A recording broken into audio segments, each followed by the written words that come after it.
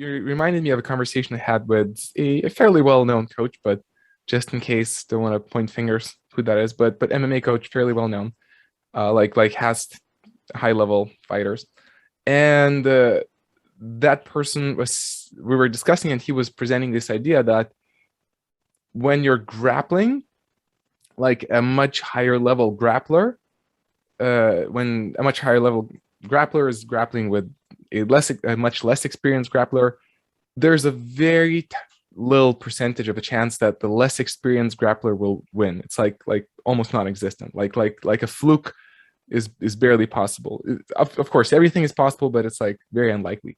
But in striking, if someone is much more experienced and somebody else is much less experienced, you can still like get a lucky shot, get a lucky punch, or some shit can happen where the lesser, it's like still like not as high percentage chance, but much higher percentage than in grappling. So that's like the idea. Would you agree with that? 100%. And anybody who says that there's no such thing as a lucky punch is completely wrong. Mm. The way you determine if somebody won through skill or through a lucky punch is when you knocked out your opponent, did you intend to knock him out with that specific technique at that specific time? If you did, that was a skilled knockout.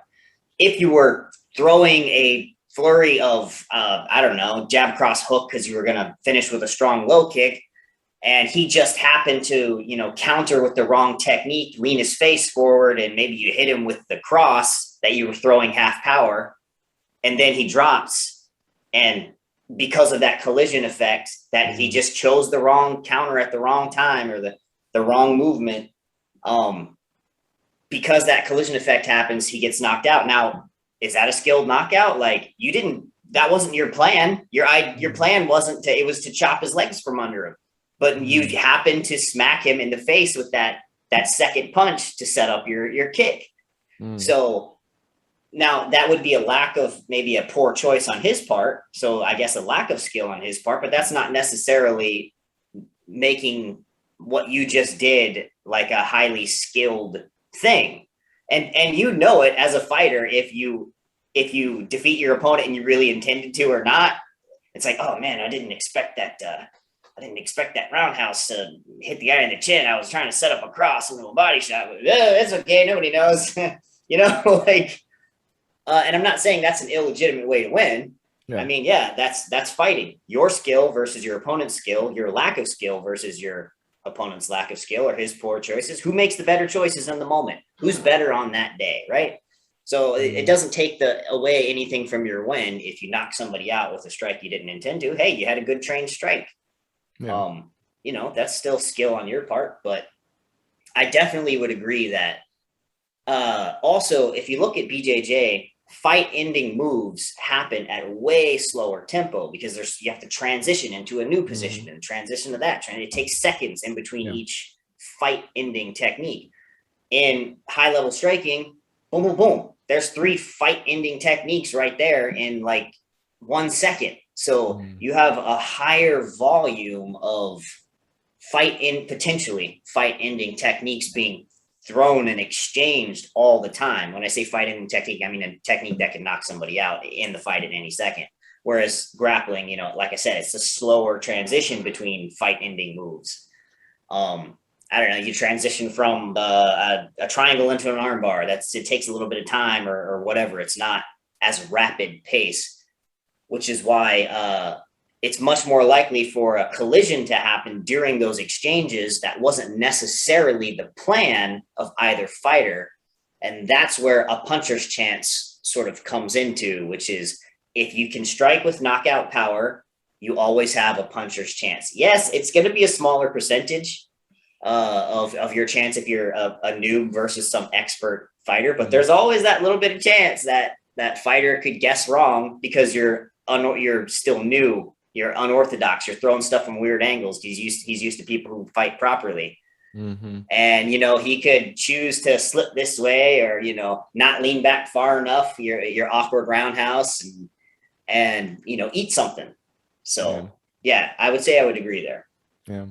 You reminded me of this story from my current kickboxing coach, who's like a world level competitor.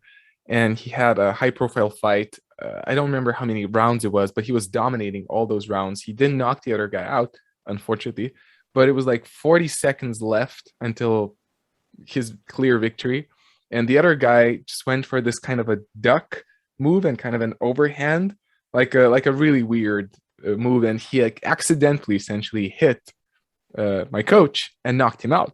And he won, but when you look at the footage, the guy who won, he was like he wasn't even happy. He was like he was surprised, and you could see like he felt like he didn't deserve the victory. And I don't remember. I think he even like said that in the post commentary, but you could see like in his body language he wasn't happy because essentially he was losing all the time. And that's kind of a question and a debate whether it's I guess he still won, and as you said, like he still had to practice, he still had to survive all those rounds, and he had to have that powerful shot. It's like it's not like he didn't deserve it whatsoever, but it was interesting that his own reaction was like what happened instead of yay I won, this is well deserved. So yeah, that's kind of interesting. And also side thing, you just blew my mind with the saying that you can actually calculate a knockout punch. I always thought that they just happen because I never knocked someone out. So I didn't realize that you can like go for like I'm gonna knock him out with this punch. It happens. Like Oh, absolutely. Like okay. everybody's always making fun of Bruce Lee, right? But I Yeah. mean, in his book from the 70s, he's talking about like intercepting or interception of strikes, which basically just means offensive counterattacking, right? And this just doesn't have to be offensive. It could be classic defensive counterattacking. But basically, an offensive counterattack is where you strike your opponent at the same time they launch their strike. It's not I defend and Right. retaliate. It's I'm watching my opponent. I know he's going to jab. As soon as I see that shoulder twitch or I see that twinkle in his eye, I'm going to slip to the inside, come over his jab, over his shoulder, and hit him in the jaw as his jab goes past me at the same time. That's a calculated knockout. Mm. My opponent keeps throwing these little feeler flicky jabs, his hands down on his other side. So I'm just going to wait for it, wait until I feel, till I can read that he's about to throw that jab, and then I react. It's almost like, you ever seen old American Western movies, Wild West? Yeah, sure. Like cowboys, right? Yeah. So, when you got the two cowboys and they're staring each other down, they're ready to have a competition, right? They're ready to draw their guns and shoot each other. And in these cowboy movies, it's always the one who draws second who wins, because the guy who touches his gun first goes for his gun, and then as soon as the other guy sees that he's about to Yeah. initiate an attack, he'll respond with his own attack. Mm. And he'll it's the way of the intercept. I'm not saying Bruce Lee invented this Sure. concept. I'm just saying he talked about it in like the 70s or 60s whenever he wrote those books.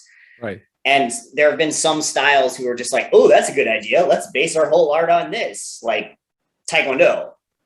Like 90% of the sparring techniques in old style Olympic Taekwondo are offensive counterattacks, where I throw a spinning hook kick at the same time he roundhouses. My spinning hook hits him in the head while his roundhouse hits me on the shoulder, stuff like that. So that's a calculated knockout. Another way to do it would be you could, it doesn't necessarily have to be an offensive counterattack at the same time. You could, every time he jabs, he puts his hand down instead of bringing it back to his face. So I'll just, block and then boom, there you go. That's a calculated knockout. Nice.